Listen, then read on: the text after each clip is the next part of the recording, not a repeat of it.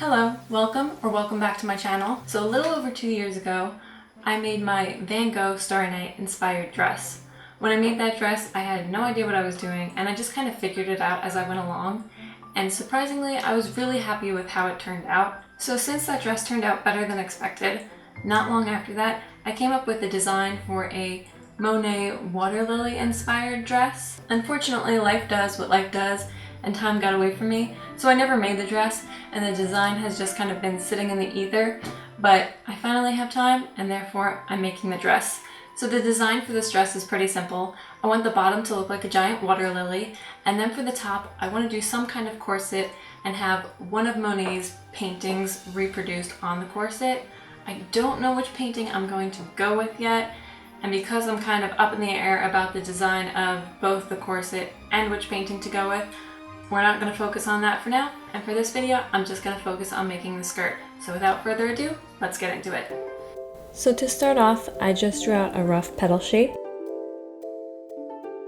Then I cut that out and folded it in half.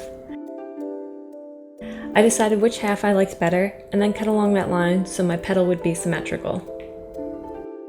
Then I held it up to my waist and realized that even though it was a good length when it was hanging straight down, the petals were going to be sticking out, and I forgot about seam allowance, so I did some measuring and then cut a slightly bigger petal shape, and then I was good to go. For fabric, I just used a set of curtains I found at a thrift store, and to start, I just cut out one test petal. I cut a front and a back piece out of the same fabric, and since water lily petals are a little on the thick side, I also bought batting to give the petals a little more fullness. After everything was cut out, I just sandwiched my layers together with my two pieces of fabric on top, front sides facing each other, and then the batting underneath that. Then I sewed that together and flipped it right side out.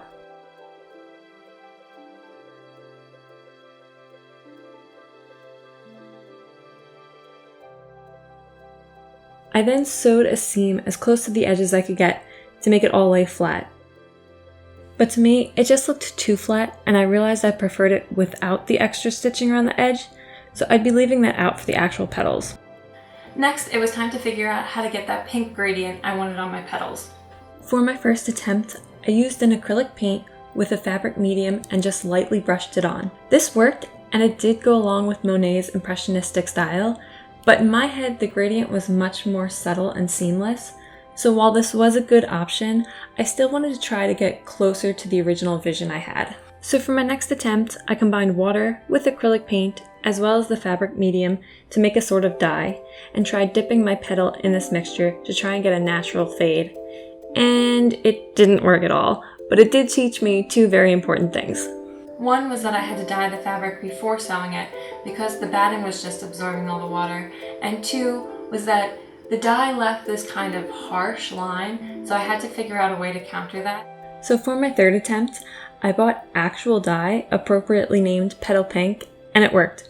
I still got kind of a harsh stop to my gradient, so the way I countered this was by wetting the entire piece of fabric before dipping it into my dye bath, and that seemed to give me a much smoother gradient. So now that all my tests were done, it was time to get started on the actual skirt. I started by tracing all my petal pieces on my fabric and then cutting them out.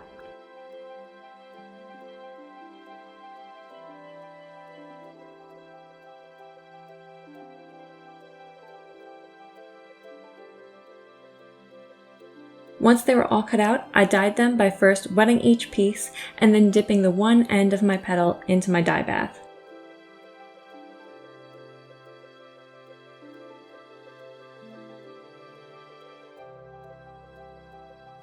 While these dried, I moved on to cutting out my batting.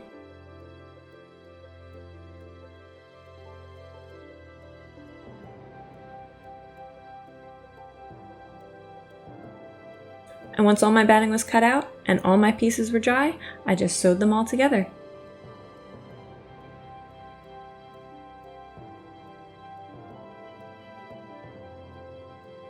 So that gave me the first layer of my skirt. So now I had to figure out what size I wanted to make the petals for the second layer of my skirt. I tried 3 options. One was just making petals the same size. 2 was making the petals pretty small, and 3 was making petals that were really not much smaller than the petals I already have, and I decided that that was the best option. So now that I knew what size to make my second layer of petals, it was time to start the process all over again.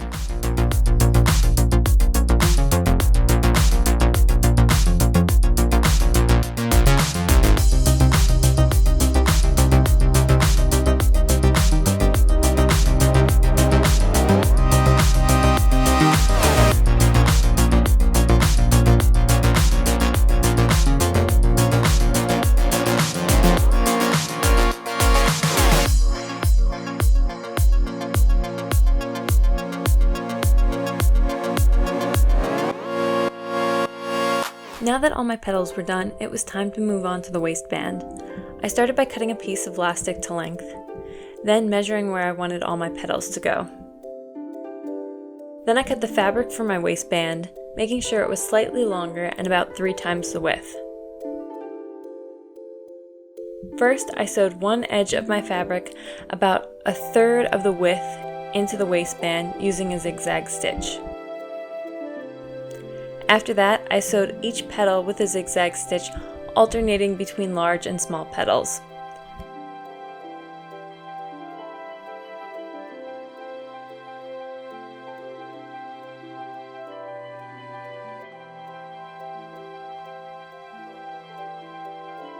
Next, I flipped my fabric under. This would become the front of my waistband, and stitched along the top edge.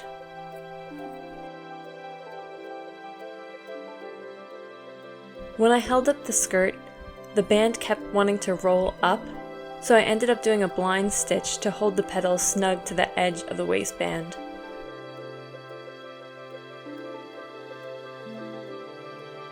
Once that was done, I rolled over my hem and hand stitched along the bottom to close it all up in the back.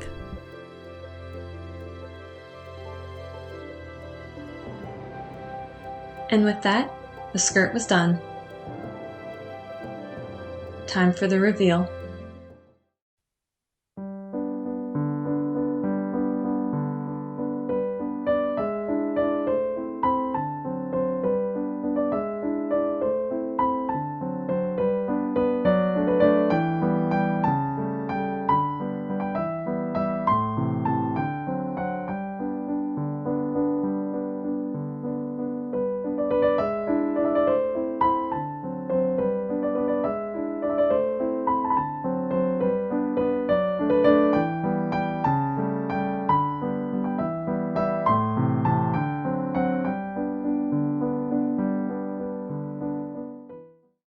So all in all, I am super happy with how this project came out.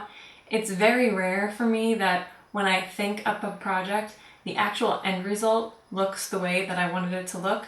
But this one actually looks pretty much almost exactly how I pictured it in my head, which is super exciting. I still don't have a clear image for the top of this dress, but so far I'm really pleased. I hope you enjoyed, and if you want to see what comes next, please think about subscribing. Thank you so much for watching. I hope you were able to learn something, and I hope to see you in the next one. Bye!